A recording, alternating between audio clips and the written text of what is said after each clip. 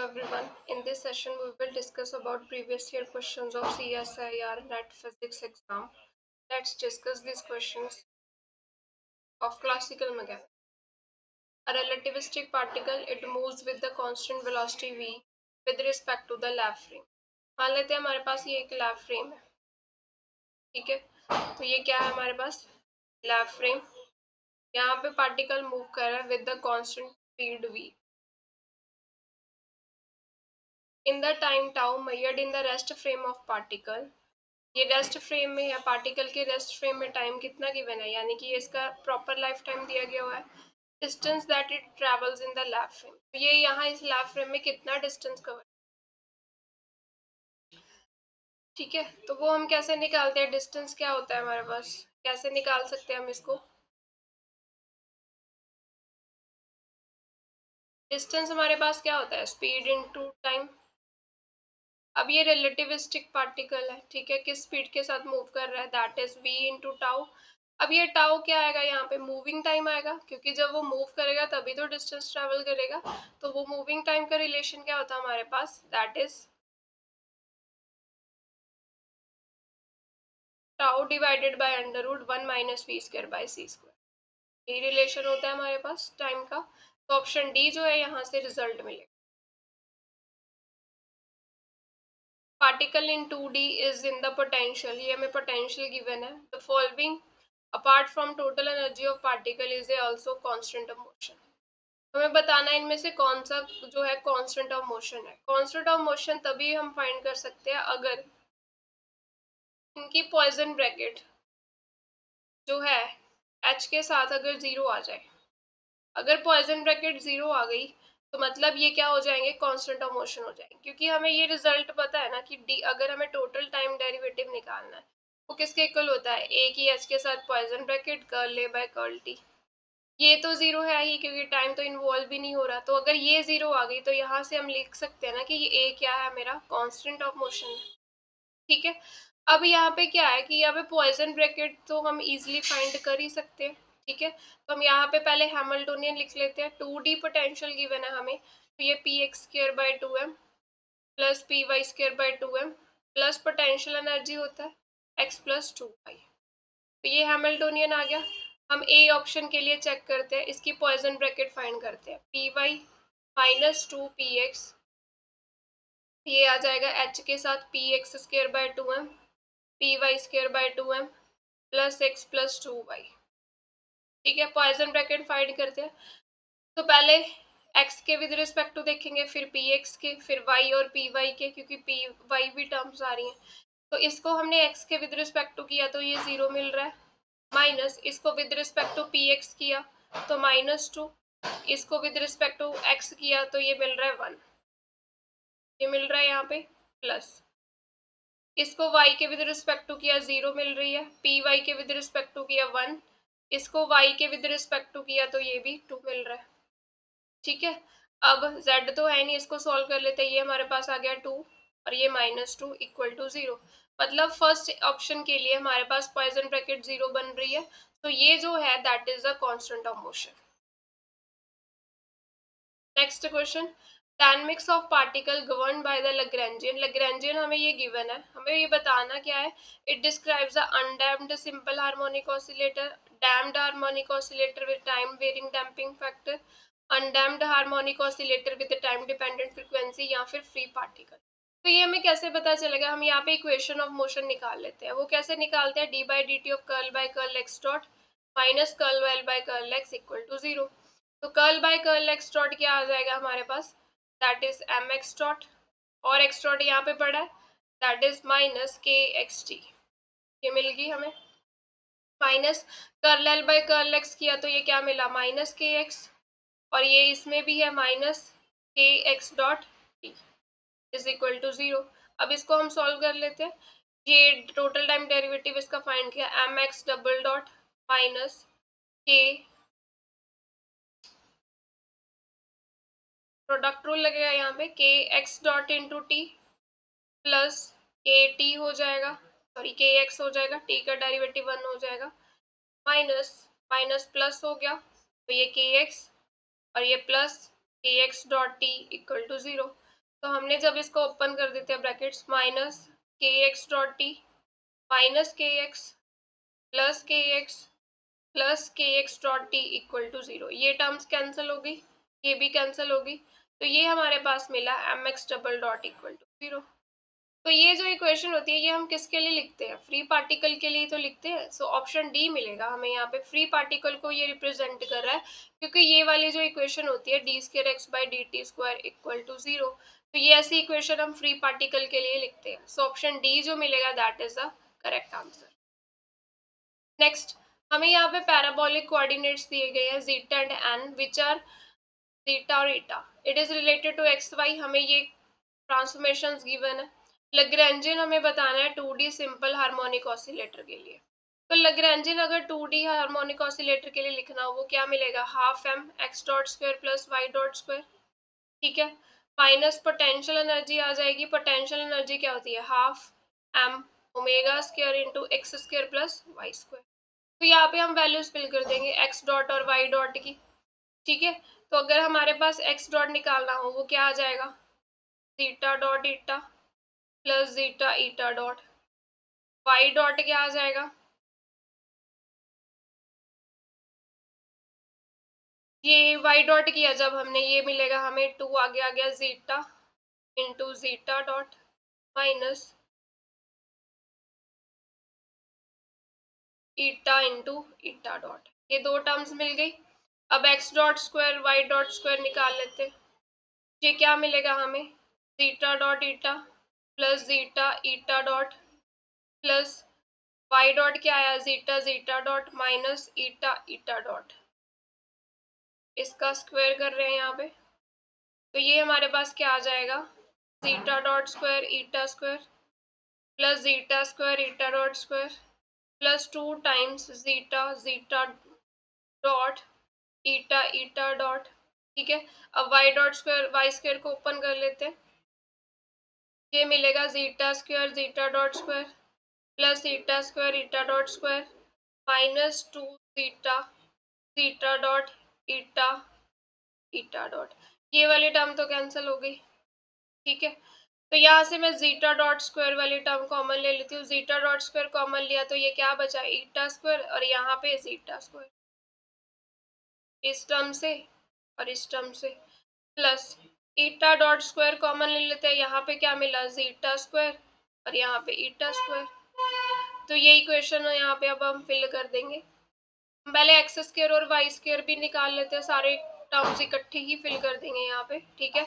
X square plus Y square हमारे पास क्या हो जाएगा, zeta square eta square plus ये 1/4 मिल गया और ये zeta square minus eta square का होल स्क्वायर हो गया, तो ये हमारे पास क्या बना, प्लस 1/4 जीटा स्क्वायर प्लस ये जीटा की पावर 4 हो गया, ईटा की power 4 minus 2 zeta square eta square, LCM ले लेते हैं, तो ये हमारे पास मिला 4 zeta square eta square plus zeta की पावर 4 प्लस ईटा की power 4 minus 2 zeta square eta square upon, तो यहाँ से हमारे पास क्या मिला रिजल्ट 1/4 और ये जीटा की पावर 4 ईटा की पावर 4 प्लस 2 हो जाएगा, 4 माइनस 2 किया हमने जब, ठीक है। तो ये हमारे पास रिजल्ट मिल रहा है 1/4 zeta square plus eta square का होल। अब इन टर्म्स को इस लैग्रैन्जियन में फिल कर देते हैं, यहाँ पे मैं लिख देती हूँ, लैग्रैन्जियन क्या मिला हमें 1/2 m, यहाँ पे इक्वेशन नंबर 1 हमने फाइंड किया ना, X dot square plus Y dot square, वो फिल कर देंगे। तो यहाँ से ये टर्म कॉमन आ रही है ब्रैकेट वाली, तो यहाँ पे लिख सकते हैं zeta square plus eta square into zeta dot square eta dot square आ गया माइनस ये हाफ एम ओमेगा स्क्वायर आ गया, X square plus Y square की वैल्यू यहाँ पे फिल कर देते हैं, ये आ गया 1/4 zeta square plus eta square का होल, यहाँ से ये टर्म कॉमन आ रही है जीटा स्क्वायर और ईटा स्क्वायर, है ना, और m/2 भी कॉमन लिख लेते हैं, तो यहाँ का रिजल्ट मैं यहाँ पे लिख रही हूँ, कौन सी टर्म यहाँ पे कॉमन आ गई हमारे पास, एक तो m/2 कॉमन आ गया और एक zeta square plus eta square common आ गया, तो फर्स्ट टर्म में क्या बचा, zeta dot square plus eta dot square बचा माइनस यहाँ पे m/2 कॉमन हो गया तो अंदर क्या बचा, ओमेगा स्क्वायर बाय 4 बचा, और साथ में एक टर्म बची, that is eta square plus eta square. ये रिजल्ट बन रहा है। तो देखें m/2 के साथ ये zeta square plus eta square term common आ रही है, तो ये तो गया, ये टर्म भी नहीं है। ये ऑप्शन बी मिल रहा है हमें, half M zeta square plus eta square, अंदर क्या बचा, ये डॉट वाली term minus omega square by 4 zeta square plus eta square. So option B is the correct answer. Next question, after a perfectly elastic collision of two identical balls, one of which is at initially rest। तो यहाँ पे क्या, दो balls है, मान लो ये first, ये वाली बॉल मान लो रेस्ट पे है, क्योंकि उन्होंने बोला है कि एक बॉल रेस्ट पे है, दूसरी बॉल अगर मूव कर रही है that is with velocity u, let's say the velocity of both balls are non zero. तो जब इनकी कोलिजन हुई, कोलिजन होने के बाद मान लो एक इस तरफ मूव कर गई बॉल और एक इस तरफ मूव करी है v1 v2 के साथ, ये एंगल हम θ1 और θ2 ले लेते हैं दोनों के बीच। ये आफ्टर कोलिजन की सिचुएशन है, ये बिफोर कोलिजन की। The theta between final velocities, final velocity के बीच में जो एंगल है वो हमें फाइंड करना। हम पहले मोमेंटम कंजर्वेशन लगा देते हैं, ठीक है। इनिशियल मोमेंटम किसके इक्वल होगा, फाइनल मोमेंटम के इक्वल होगा। इनिशियल मोमेंटम क्या मिल रहा है, m into you. Final momentum अगर x डायरेक्शन में बात करें, यहाँ पे मैं लिख रही हूँ अलोंग x डायरेक्शन, क्योंकि x डायरेक्शन में मोशन हो रहा है, x डायरेक्शन में हमें क्या मिला, mu। आफ्टर कोलिजन क्या मिलेगा, mv1 cos θ1 plus mv2 cos θ2। ये इक्वेशन मिल गई, इसको फर्स्ट नंबर इक्वेशन ले लेते हैं। अलोंग वाई डायरेक्शन हमारे पास क्या मिल जाएगी, मोमेंटम कंजर्वेशन। वाई डायरेक्शन में तो मोशन ही नहीं हो रहा बिफोर कोलिजन, तो वो जीरो हो गया। आफ्टर कोलिजन क्या आ जाएगा, m कि ये वाला कंपोनेंट इस तरफ जाएगा तो mv1 sin θ1 हो जाएगा, और ये नीचे की तरफ आएगा mv2 sin θ2। दोनों की डायरेक्शन ऑपोजिट है, v1 sin θ1 minus mv2 sin θ2। ये हमारे पास सेकेंड इक्वेशन आ गई, ठीक है। अगर हम एनर्जी कंजर्वेशन लगा दें यहाँ पे, एनर्जी कंजर्वेशन से हमारे पास जो है रिजल्ट क्या मिला,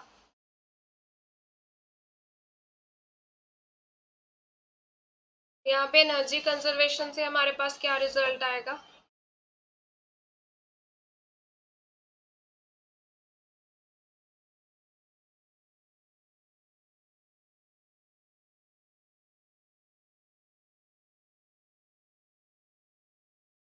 इनिशियली हमारे पास kinetic energy half M U square हो जाएगी, आफ्टर कोलिजन आ जाएगी half M V one square plus half M V two. तो यहाँ से हमें रिलेशन मिला U square is equal to V one square plus V two. ये इक्वेशन नंबर थर्ड आ गई। अब हमारी जो फर्स्ट और सेकेंड इक्वेशन है, हम उसको क्या करते हैं, स्क्वेयरिंग और दोनों को ऐड कर देते हैं। पहले स्क्वेयरिंग करेंगे एंड ऐड करेंगे, फिर इक्वेशन नंबर 1 एंड 2 को। फर्स्ट इक्वेशन को स्क्वेयरिंग की, M square U square this is equal to M square V one square cos square θ1 plus M M square V two square हो गया, और ये कॉस स्क्वायर θ2 हो गया, और साथ में plus 2m square V one V two cos of θ1 cos of θ2। ये रिजल्ट मिला हमें। सेकेंड इक्वेशन के लिए स्क्वेयरिंग की तो 0 is equal to M square V one square sine square θ1 plus M square V two square sine square θ2 minus 2m square V one V two that is sine θ1 sine θ2 आ गया हमारे पास। अब इन दोनों को ऐड कर देते हैं, तो यहाँ पे आ गया एम स्क्वायर यू स्क्वायर, ये term sine square M square we square common ले लिया, तो क्या बचा, sine square θ1 plus cos square θ1, ये 1 बन गया, ठीक है। इसी तरह से M square V two square आ जाएगा, माइनस यहाँ पे प्लस ले लेते हैं 2m square V one V two common लिया, तो अंदर क्या बचेगा, cos θ1 θ2 माइनस साइन θ1 θ2, ये बन गया cos of a plus b का फॉर्मूला हमारे पास, ठीक है। अब इसमें एम स्क्वायर दोनों तरफ आ रहा है, कैंसिल कर देते हैं, U square is equal to V one square plus V two square plus 2v1 v2 cos of θ1 plus θ2 मिल गया हमें। अब इक्वेशन नंबर 3 यहाँ पे सब्स्टिट्यूट करेंगे, यू स्क्वायर की वैल्यू अगर हम यहाँ पे देखें किसके इक्वल आ रही है, V one square plus V two square, ये तो ये कैंसिल हो जाएंगे यहाँ से, तो हमारे पास क्या रिजल्ट मिला, 2v1 v2 cos of θ1 plus θ2 equal to 0। ठीक है, तो यहाँ से cos of theta one plus theta two क्या मिला हमें 0, और theta one plus theta two कितना मिला हमें 90, और थीटा वन थीटा टू क्या है, दोनों का सम, वो किसके बीच का एंगल है, फाइनल वेलोसिटी के बीच, वही एंगल हमें निकालना है, थीटा बिटवीन फाइनल वेलोसिटीज, वो हमने कितना लिया है theta one plus theta to, तो ये कितना मिल रहा है हमें 90, सो ऑप्शन ए जो है that is correct answer, option A मिलेगा इसका। नेक्स्ट, एक हमारे पास क्या है, सर्कुलर ऑर्बिट है और हमें ये सेंट्रल फोर्स पोटेंशियल गिवन है वेयर के इज ग्रेटर देन 0, एन की वैल्यू जो है 0 को और 2 के बीच में, हमें time period of circular orbit जो है जिसका रेडियस आर है वो t1 है, अगर रेडियस 2r कर दिया तो टाइम पीरियड t2 है, हमें ये रेशो निकालनी है। तो हम पहले टाइम पीरियड और रेडियस का रिलेशन देख लेते हैं क्या मिलेगा, ठीक है, वो कैसे पता चलेगा, बी इफेक्टिव निकाल लेते हैं, that is L square over 2mr² minus के बाई आर की पावर एन, ठीक है, तो यहाँ से हम इसका डेरिवेटिव ले लेंगे, सर्कुलर ऑर्बिट है, dv by D R equal to 0 कर देंगे, तो ये मिला हमारे पास यहाँ पे minus L square over mr³ और ये आ गया के माइनस एन आर की power minus N minus one हो जाएगा, आर की पावर माइनस एन ऊपर जाएगी, पावर माइनस एन आर की power minus N minus one, this is equal to 0। यहाँ से हमारे पास क्या पता चला, minus L square over mr³ plus K N R की power minus N minus one equal to 0, L square over mr³ it is equal to के N, इसको हम नीचे ले आए तो आर की पावर एन प्लस वन बन जाएगा, ठीक है, और एल की वैल्यू हम फिल कर सकते हैं, एंगुलर मोमेंटम क्या है हमारे पास एम वी आर होता है, ये मोमेंटम, बी को हम आर ओमेगा लिख सकते हैं क्योंकि हमें टाइम पीरियड फाइंड करना है ना, तो एल की वैल्यू क्या आ जाएगी, M R omega into R, यानी कि एल की वैल्यू मिल गई एम आर स्क्वायर ओमेगा, यहाँ पे फिल कर देते हैं, ये मिली एम स्क्वायर आर की power 4 omega square mr³ it is के एन ओवर आर की पावर एन प्लस वन, तो ये यार एक कैंसिल हो गई, एम से कैंसिल हो गया, हम जस्ट ओमेगा की वेरिएशन देख लेते हैं टाइम पीरियड के साथ, तो ये मिला हमें आर ओमेगा स्क्वायर, ठीक है, एक एम मिला यहाँ पे, और ये के एन ओवर आर की power N plus one,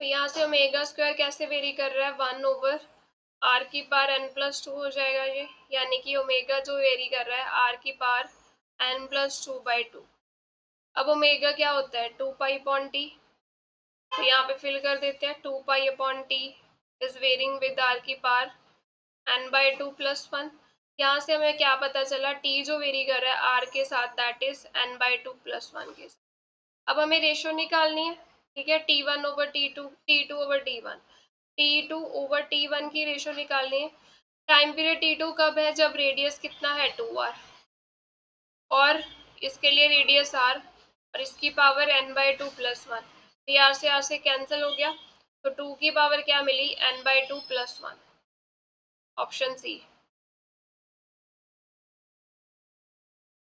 consider the radioactive nucleus is travelling with the speed c by two, यहाँ पे एक न्यूक्लियस है जो c बाई टू स्पीड के साथ मूव कर रहा है, with respect to the left frame it emits the gamma ray photon, तो इसने गामा रे फोटोन एमिट किया इन द रेस्ट फ्रेम जिसकी फ्रिक्वेंसी कितनी है यहाँ पे न्यू नॉट, स्टेशनरी डिटेक्टर है which is not in the path of nucleus, अब अगर ये ऐसे जा रहा है यहाँ पे डिटेक्टर नहीं होगा, के पाथ में डिटेक्टर नहीं है, ठीक है, if a gamma ray photon is emitted when the nucleus is close to the detector, मतलब डिटेक्टर मान लो यहाँ पे है, क्लोज बोला, क्लोज कब होगा जब उस एंगल दोनों के बीच 90 डिग्री होगा एकदम से, ठीक है, तो वो क्लोज पोजीशन होगी ना, वहां पे दोनों के बीच क्या है एंगल 90 डिग्री है, तो डिटेक्टर यहाँ पे 90 डिग्री पे पड़ा है, हमें फ्रिक्वेंसी निकालनी है, तो डॉपलर इफेक्ट के अकॉर्डिंग फ्रिक्वेंसी कैसे निकालते हैं, nu naught under root 1 minus V square by C square upon 1 minus V by C cos theta. Theta जो एंगल है वो इन दोनों के बीच है, सोर्स और ऑब्जर्वर के बीच एंगल कितना बन रहा है 90, तो थीटा 90 हो गया, कॉस 90 0। फ्रिक्वेंसी कितनी मिली nu naught under root 1 minus V square by C square आ गया हमारे पास।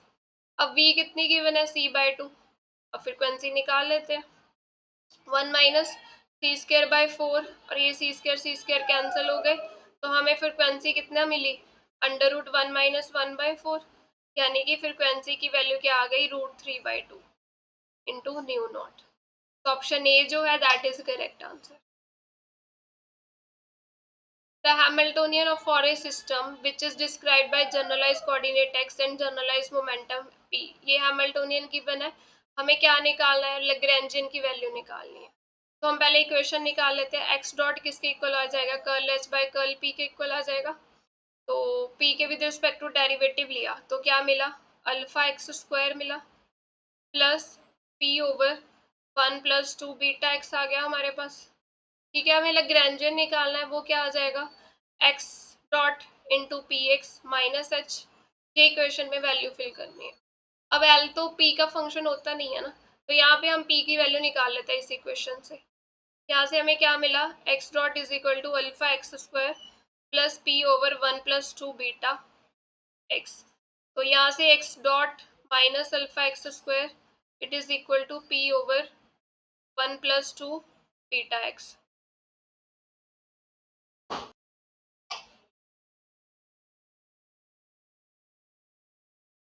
तो यहाँ से p की वैल्यू क्या मिली हमें, that is 1 plus 2 beta x into X dot minus alpha X square, ये p की वैल्यू मिल गई। अब इस इक्वेशन में फिल कर देते हैं हम, l क्या मिलेगा, x डॉट इंटू पी की value 1 plus 2 beta X X dot minus alpha X square minus h की वैल्यू क्या है यहाँ पे अल्फा एक्स स्क्वायर, p की वैल्यू फिल कर देते हैं यहाँ पे, that is x dot minus alpha X square 1 plus 2 beta X plus p square मिल रहा है 1 प्लस 2 बीटा एक्स का whole square x dot minus alpha X square का whole square divided by 2 into 1 plus 2 beta X plus half omega square X square, ये मिल रही है।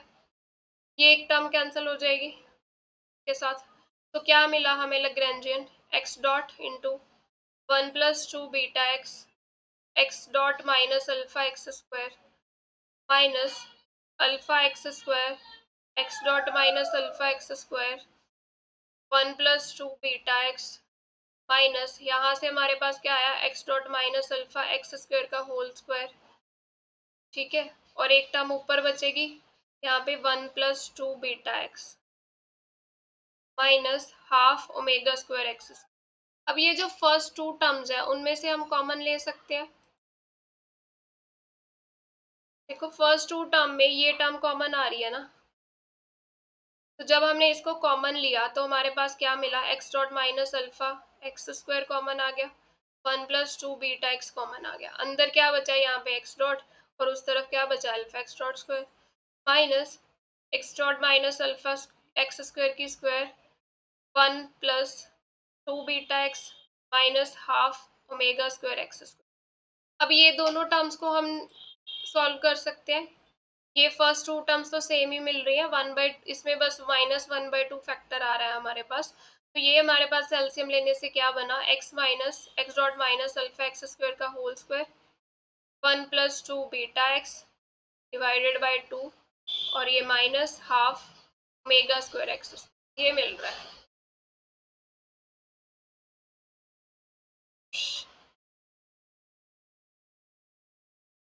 ये ए ऑप्शन ही आ रहा है, 1/2 X dot minus alpha X square की whole square 1 plus 2 beta X minus half omega square X square. ठीक है, तो ये हमारे पास ऑप्शन ए जो है that is a correct answer.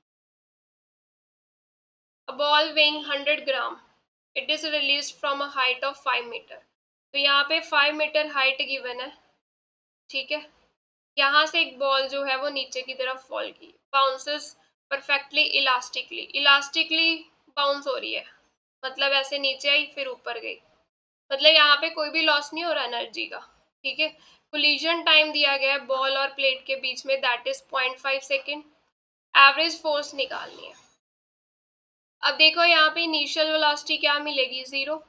Height कितनी है यहाँ पे, 5 मीटर। अगर हम v की वैल्यू निकालें, v square minus u square is equal to 2gh हो जाएगा, क्योंकि नीचे की तरफ बॉल आ रही है उसी की डायरेक्शन में तो g है हमारे पास, ठीक है। तो यहाँ से v स्क्र क्या आ जाएगा, u तो 0 है, that is 2g into h. V square की वैल्यू क्या आई, g की वैल्यू हम ले लेते हैं 9.8, h की वैल्यू 5 गिवन है, तो v की वैल्यू यहाँ से निकल आएगी हमारे पास 10 इंटू 9.8, यानी कि v is equal to square root of 90। ये आ गई हमारे पास। अब इलास्टिक कोलिजन है, कोई एनर्जी लॉस नहीं हो रहा, तो जब पहले बॉल हाइट पे थी तो उसके पास पोटेंशियल एनर्जी थी, वो किस में चेंज हो गई, हाफ mv स्क्वायर में। ऐसे भी निकाल सकते हैं, यहाँ से भी हमारे पास सेम ही रिलेशन मिलेगा। देखो m से m कैंसिल हो गया और v स्क्वायर क्या मिल रहा है, 2gh। यहाँ से भी सेम रिलेशन मिल रहा है, ठीक है। अब देखो, अगर वो बॉल हाइट h से नीचे की तरफ आ रही है, ठीक है, v स्पीड के साथ, वो स्ट्राइक करेगी, तो मोमेंटम कितना होगा उसका, एम बी। स्ट्राइक होने के बाद उसकी डायरेक्शन चेंज होगी ना, तो जब स्ट्राइक करने के बाद ऊपर की तरफ बाउंस करेगी, उसका मोमेंटम क्या हो जाएगा, माइनस एम बी। तो चेंज इन मोमेंटम क्या हो जाएगा, 2 mv हो जाएगा, ठीक है। तो फोर्स, एवरेज फोर्स क्या होता है, चेंज इन मोमेंटम ऑफ वो डेल्टा टी। मोमेंटम कितना चेंज हो रहा है, 2 mv, delta T collision time हमें 4.45 गिवन ही है, तो यहाँ से 2। और मास की वैल्यू कितनी है, 100 ग्राम, इसको किलोग्राम में चेंज कर लेते हैं, 100 इंटू 10⁻³ यहाँ पे v की वैल्यू फिल कर देते हैं, दैट इज दिस, और ये 0.5। तो जब हम इसको सॉल्व करेंगे, हमारे पास जो है फोर्स का आंसर आ जाएगा 4 न्यूटन।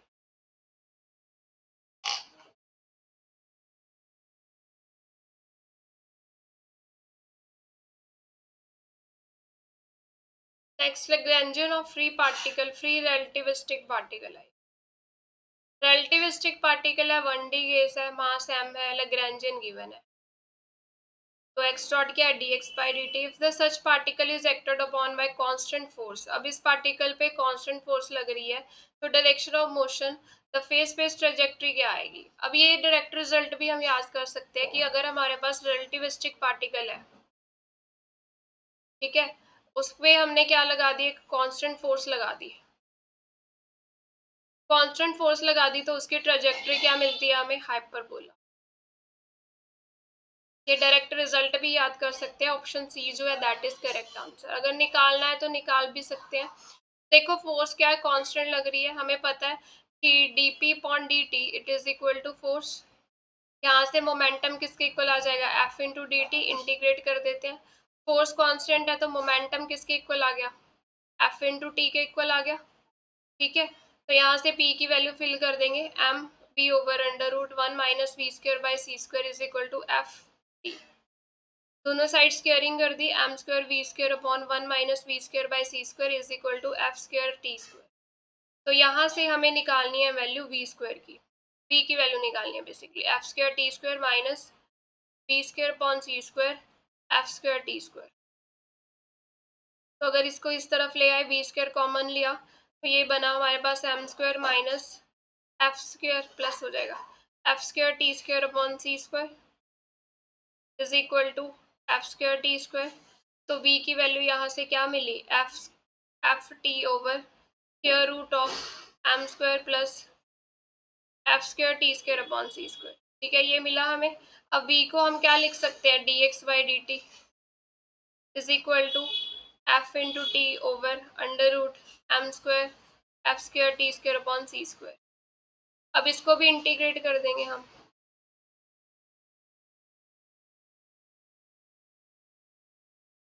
इंटीग्रेट करने के बाद उसके बाद रीअरेंज करेंगे टर्म्स को स्क्वायरिंग करके, तो वहां से हमारे पास क्या आ जाएगी, हाइपरबोला की इक्वेशन मिलेगी, ठीक है। तो यहाँ पे जो ट्रेजेक्ट्री मिलेगी that is hyperbola. Hamiltonian system is described by canonical coordinate q and canonical momentum m। अब न्यू कोऑर्डिनेट्स हमें दिए हैं, ये कैपिटल Q दिया गया है, where t is the time, tau is a constant। New coordinate is a combination of old coordinate and momentum is a shift momentum at a shifted time। New canonical momentum निकालना है हमें। Canonical momentum मतलब कैसे निकाल सकते हैं, हमें पता है कैनोनिकल ट्रांसफॉर्मेशन के लिए पॉइसन ब्रैकेट क्या मिलेगी, 1 मिलेगी। तो यहाँ पे हम बाय ऑप्शन जाएंगे और चेक करेंगे, ठीक है। अब Q की वैल्यू क्या गिवन है हमारे पास, Q as a function of t tau plus P as a function of t plus tau. अब फर्स्ट ए ऑप्शन के लिए चेक करें तो इसकी पॉइसन ब्रैकेट हम निकाल लेंगे, इसके साथ P यहाँ पे है टी प्लस टाउ और ये minus q t plus tau equal to, अब निकाल लेते हैं।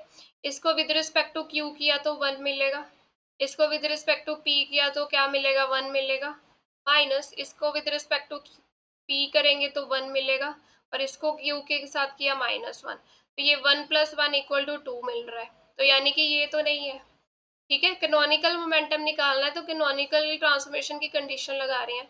अगर हम बी की चेक करें क्यू की पी के साथ, अब क्यू को क्यू के साथ डेरिवेटिव किया 1, पी को पी के साथ किया 1, ठीक है, इसको किया, ये तो ऑप्शन सेम ही लग रहे हैं। यहाँ पे टी माइनस टाउ है, कुछ ज़्यादा फर्क नहीं, टी टाउ तो कांस्टेंट ही है, तो यहाँ पे भी क्या मिलेगी हमें, this is not equal to 1, ठीक है, बी ऑप्शन भी नहीं आएगा। हम डी ऑप्शन चेक कर लेते हैं, क्यू और पी की पॉइसन ब्रैकेट क्या बन रही है, क्यू को विद रिस्पेक्ट टू क्यू किया तो 1 मिलेगा, इसको p with respect to p किया तो ये 1/2 आ गया, माइनस इसको विद रिस्पेक्ट टू पी किया तो 1 और इसको विद रिस्पेक्ट टू क्यू किया तो -1/2, ये 1 बन रहा है हमारे पास, 1/2 + 1/2 इज 1, तो ऑप्शन डी मिलेगा हमें यहाँ पे, ठीक है। कैनोनिकल मोमेंटम जो है वो डी ऑप्शन में। यहाँ पे हमारे पास क्या गिवन है, एनर्जी जो 1D सिस्टम में गिवन है, लैग्रैन्जियन हमें गिवन है, यहाँ पे हमें टाइम पीरियड ऑफ ऑसिलेशन निकाल। अब देखो यहाँ पे पोटेंशियल हमारे पास कैसा है, हाफ के एक्स की पावर 2n है, यानी कि पैराबोलिक शेप का पोटेंशियल है ना ये। अगर हम इसमें फेस स्पेस ट्रेजेक्ट्री ड्रॉ करें तो हमें पता है ये बाउंडेड मोशन है, तो यहाँ पे एलिप्टिकल ऑर्बिट ही मिलेगी हमें क्लोज पाथ में, ठीक है, ऐसी डायरेक्शन में। अगर यहाँ पे टोटल एनर्जी लिखे तो क्या आएगी, p²/2m plus potential energy half के एक्स की पावर 2n। अब हमें यहाँ पे क्या करना है, इसका एरिया निकालना है। फेस स्पेस ट्रेजेक्ट्री जो हमने बनाई है उसका एरिया अगर हम जे से डिनोट कर रहे हैं तो वो क्या होता है, pdx, ठीक है। अगर यहाँ से हम वैल्यूज निकालें तो अगर x को 0 कर दे तो p की वैल्यू क्या मिलेगी, √2me, h क्या होता है, e होता है, प्लस माइनस, तो यानी कि ये वाला पॉइंट आ गया √2me और ये वाला आ गया -√2me, ठीक है। अगर हम p को 0 पुट करते हैं तो ये हमारे पास क्या आ जाएगा, 2e = kx की पावर 2n, यहाँ से x की वैल्यू क्या आ गई, 2e/k की पावर 1/2n। तो ये वाले पॉइंट्स हमें मिल गए यहाँ पे, प्लस माइनस पॉइंट्स। हमें बस इसका एरिया निकालना है। यहाँ पे क्या मिल रहा है हमें, एरिया कैसे निकाल सकते हैं हम, इस p को हम क्या लिख सकते हैं, √2m into e minus v into d x, और ये इंटीग्रेशन हो जाएगी, तो √2m ई माइनस वी की वैल्यू फिल की k/2 x की पावर 2n dx। तो यहाँ से √2m कॉमन ले लिया, तो अंदर क्या बचा यहाँ पे, 1 माइनस ये 2m अंदर ले गए, ये मिला k/2e x की पावर 2n dx। अब हम इसको क्या करेंगे, सब्स्टिट्यूट कर देंगे, k/2e x की power 1/2 x is equal to, इसको t पुट कर देते हैं, मतलब ये सारी इंटीग्रेशन किस में आ जाएगी हमारी, t में आ जाएगी। तो लिमिट्स इसकी यहाँ से कहाँ जाएंगी, 0 से अल्फा, अल्फा क्या है यहाँ पे, x की लिमिट कहाँ तक जा रही है, 2e/k की पावर 1/2n। मतलब हमने जब ये सब्स्टिट्यूशन की तो यहाँ j हमारा जो है वो कैसे वेरी करेगा, j हमारे पास आ गया √2me, dx की वैल्यू मिलेगी हमें यहाँ पे, इसको सॉल्व करके 2e/k की पावर कर ही लेते हैं,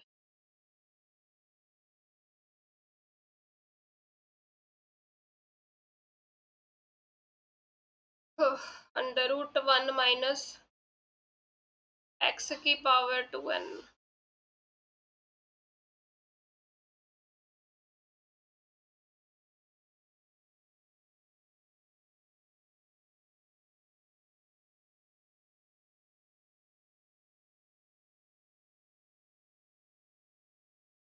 और यहाँ पे बाहर आ जाएगा ये वाला फैक्टर 2e/k। तब कहने का यहाँ पे जो e के साथ ये वेरी करेगा, यहाँ पे फैक्टर आएगा ना एक dt वाला, ये वाला ये वो फिल करेंगे। टाइम पीरियड हम कैसे निकाल सकते हैं, कर्ल j/कर्ल e करके निकालेंगे यहाँ से।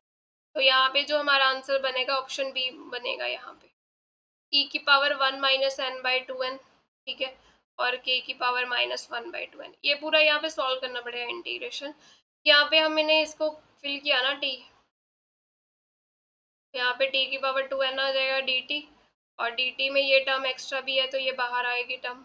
फिर हमने जस्ट इंटीग्रेशन को सॉल्व नहीं करना, हमने डिपेंडेंसी देख लेनी है, तो हमारे पास ये बनती है।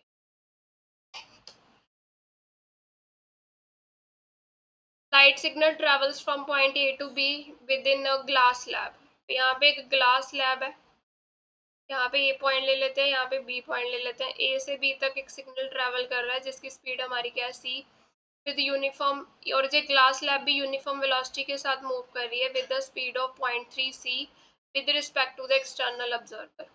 द रिफ्रैक्टिव इंडेक्स हमें इस लैब का गिवन है, दैट इज 1.5।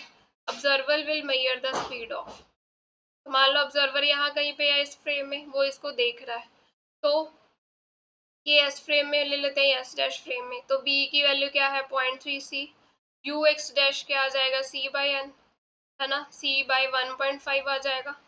तो हमें इस फ्रेम में वेलोसिटी निकालनी है, तो यू एक्स क्या आएगा, U X dash plus V divided by 1 plus U X D V by C square. Velocity transformation लगा दी यहाँ पे। अब यहाँ पे यू एक्स डैश की वैल्यू फिल कर देते हैं, c/n plus 0.3 C divided by 1 plus c/n 0.3 C divided by C. अब हम इसको कैलकुलेट करेंगे तो यहाँ से हमारे पास स्पीड आ जाएगी 0.81 C. That is the answer. Next question, disc दी गई है जिसका मास m है, it is free to rotate in the plane parallel to xy plane with an angular velocity minus omega z cap. ये diagram show किया गया है about the massless rigid rod suspended from the roof of the stationary car. The rod is free to orient itself any direction, car accelerate कर रही है आगे की तरफ, ठीक है। Which of the following statement is true for coordinates of center of mass of disk in the reference frame of car। अब जब कार आगे की तरफ जाएगी तो ऑब्वियस है कोऑर्डिनेट्स तो सारे ही चेंज होंगे हमारे पास, तो जब सभी 3 कोऑर्डिनेट्स है वो चेंज होंगे। यहाँ पे ऑप्शन डी जो मिलेगा that is the correct answer. The spring constant K of mass ms, it is determined experimentally by loading a spring with the mass m। यहाँ पे क्या एक स्प्रिंग है, स्प्रिंग का मास ms है और इसका स्प्रिंग कांस्टेंट k है। इसका हमने स्प्रिंग कांस्टेंट कैसे फाइंड किया, इसको हमने किसी मास m से लोड करवा दिया और इसका टाइम पीरियड नोट किया। तो हमें बताना है कि टी स्क्वायर और m के बीच में ग्राफ बना हुआ है यहाँ पे, तो हमें यहाँ पे पहले तो लैग्रेंजियन लिखना पड़ेगा। लैग्रेंजियन क्या आ जाएगा, हम अगर लोड लगा रहे हैं तो half m x dot square plus half ms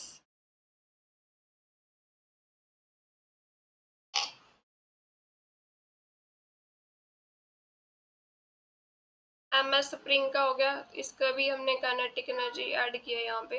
potential energy यहाँ पे क्या हो रही है, हाफ k x स्क्वायर। फिर हमें टाइम पीरियड निकालना है, तो d by D T of curl l by curl x dot minus curl l by curl x equal to 0। तो d by D T of curl l by curl x dot किया तो m plus ms into X dot आ जाएगा, minus minus K X आ जाएगा, तो ये मिला m plus M S into X double dot is equal to minus K X. तो यहाँ से x डबल डॉट किसके इक्वल आ गया, minus k over m plus M S into x. अगर सिंपल हार्मोनिक मोशन से इक्वेट करें तो ये हमारी ओमेगा स्क्वायर की वैल्यू आ जाएगी, ठीक है। तो ओमेगा स्क्वायर हमें क्या मिला, k over m plus M s. तो t क्या होता है, 2 पाई बाई ओमेगा होता है, तो t की वैल्यू क्या आ जाएगी 2 पाई। ओमेगा की वैल्यू यहाँ से क्या मिली हमें, k m plus M s under root. तो यहाँ से टी स्क्वायर निकाल लेते हैं, वो आएगा 2 pi m plus M s over k. अब देखो जब m 0 है रीजन पे, इसकी कुछ ना कुछ वैल्यू मिलेगी ना, जीरो तो मिलेगी नहीं, ठीक है। और अगर हम m को वैल्यू इंक्रीज करते जाएंगे तो ये भी इंक्रीज होता जाएगा। तो यहाँ पे ऑप्शन ए जो है that is the correct answer. Set of particles which interact with the potential this where r is the interparticle separation, a is greater than 0 and is a constant। हमें क्या बताना है यहाँ पे, विरल इक्विलिब्रियम यहाँ पे अचीव हुआ है। Kinetic energy to total energies हमने रेशो बतानी है। अब विरल थ्योरम के अकॉर्डिंग क्या होता है, average value of kinetic energy is n/2 into average value of potential energy. तो ये किसके इक्वल आ जाएगा, 6/2 इंटू दिस, क्योंकि यहाँ पे r की पावर n होती है ना, n यहाँ पे क्या है 6 है, तो यहाँ पे काइनेटिक एनर्जी की वैल्यू क्या आ गई 3 टाइम्स v। अब हमें टोटल एनर्जी निकालनी है क्योंकि उसकी रेशो ही तो पूछी है, kinetic energy to total energy. तो ये होती है हमारे पास टोटल एनर्जी। यहाँ पे हमें पोटेंशियल एनर्जी की वैल्यू फिल कर देते हैं, वो क्या मिलेगी, यहाँ से निकल आएगी, दैट इज T/3। तो ये हमारे पास क्या आया, टोटल एनर्जी किसके इक्वल आ गई 4/3। ठीक है, हमें रेशो निकालनी है kinetic energy to total energy. तो ये इस तरफ आ गया और ये रिजल्ट क्या मिला 3/4, सी ऑप्शन।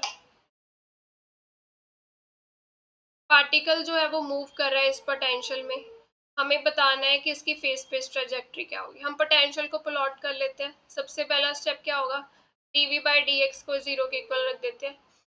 तो यहाँ पे क्या मिला हमें, -k² 4x³ प्लस ω² 2x = 0। तो यहाँ से x कॉमन ले लिया, तो ये क्या मिला -4k x² प्लस 2ω² = 0। x की वैल्यू यहाँ से एक तो 0 मिल गई और क्या मिला, x² की वैल्यू मिली 2ω/4k, यानी कि x² की वैल्यू क्या मिली ω/2k। ये दो पॉइंट्स मिल गए, 2-3 पॉइंट्स मिल गए हमें। इसमें देखना है कौन सा पोटेंशियल मैक्स, कौन सा पॉइंट मैक्सिमा का है और मिनिमा का है। डबल डेरिवेटिव निकाल लेते हैं। तो ये मिला -12k² x² प्लस 2ω², यही मिला। अब x = 0 देखोगे, पुट करोगे तो डबल डेरिवेटिव क्या मिल रहा है हमें, ग्रेटर देन 0, ये टर्म 0 हो जाएगी, ये वैल्यू पॉजिटिव मिल रही है। तो x = 0 क्या है, पॉइंट ऑफ मिनिमा, मिनिमा का पॉइंट है ये। और x² = ω/2k की वैल्यू देखिए अगर, तो डबल डेरिवेटिव क्या बन रहा है यहाँ पे, -12k² ω/2k प्लस 2ω²। यहाँ पे k² था,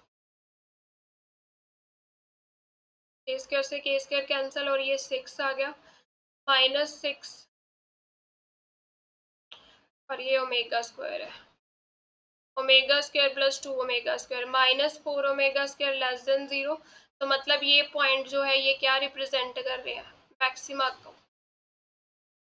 तो ग्राफ अगर हम v का प्लॉट करें, यहाँ पे मान लेते हैं 0 पॉइंट है, यहाँ पे हमारे पास ये वाले पॉइंट्स है, 0 पे हमें क्या मिल रहा है, मिनिमा मिल रहा है, ठीक है। और इस पॉइंट पे क्या मिलेगा, मैक्सिमा मिलेगा, कुछ मैक्सिमा ऐसे बनता है, ठीक है। मैक्सिमा इस पॉइंट पे आ गया, हम मैक्सिमा की वैल्यू निकाल भी सकते हैं, ये ग्राफ ऐसे बनेगा कुछ, ठीक है। तो ये मैक्सिमा की वैल्यू हम कैसे फाइंड कर सकते हैं, बी में फिल कर देते हैं, बी एट x 0 क्या मिलेगा 0, मतलब मिनिमा पे बी की वैल्यू क्या मिल रही है 0 मिल रही है। और v ऑफ ω²/2k² ये वैल्यू क्या मिलेगी हमें,